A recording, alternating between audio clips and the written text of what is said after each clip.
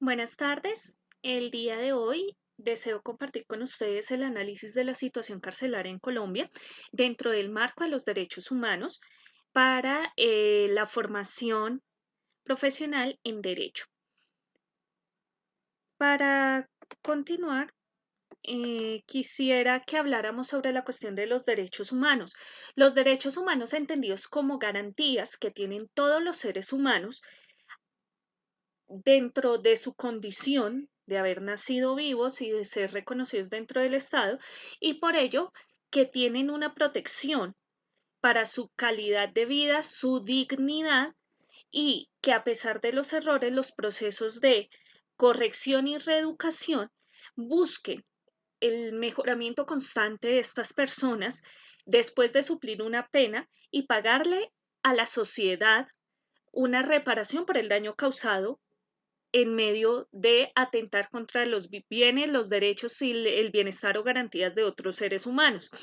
Entonces, en ese marco de referencia es que podemos decir que las cárceles se están volviendo un lugar donde se están viendo vulnerados varios de los derechos humanos que las personas que deben cumplir allí un periodo de tiempo ven constantemente vulnerados por diferentes condiciones.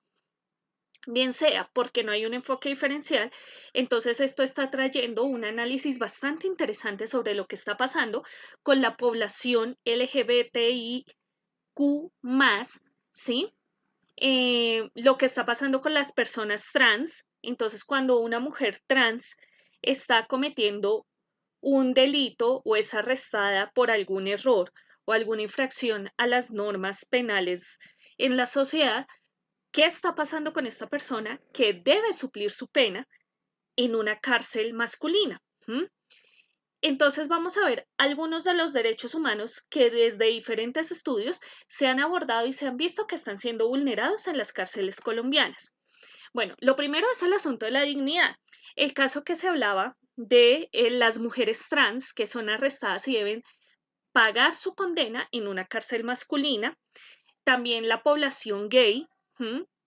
Y todos los vejámenes que se han evidenciado que las personas están sufriendo en las cárceles por diversos motivos. Por otro lado, tenemos el asunto de la igualdad y para eso no hay que ser genio, ¿sí? ¿Cómo es posible que hayan hacinamientos en ciertos pabellones donde la mayoría de presos son personas de recursos económicos inferiores que deben pagar para poder acceder a un colchón o a dormir en una celda o a garantizársele que no sean atentadas su vida, mientras otras personas tienen prácticamente una suite a la cual pueden invitar a otras personas, artistas, a hacer conciertos y fiestas de 2 y 3 días y no pasa nada? Entonces vemos que la igualdad es uno de los derechos que se está violando. Por otro lado, el derecho a la calidad de vida. Personas que no tienen acceso a procesos reeducativos, ¿sí? Que la alimentación en muchos casos no son las adecuadas para suplir sus necesidades nutricionales, que no tienen derecho al acceso a la salud, a la calidad de vida, a un proyecto de vida posterior, sino que constantemente entran, reinciden y salen porque no hay oportunidades reales en estos espacios. El derecho al trabajo. Lamentablemente, las cárceles colombianas no tienen unos procesos que permitan que los presos puedan tener una educación vocacional, que en su vida, en su trabajo cotidiano o en su vida cotidiana no pudieron acceder a la educación básica.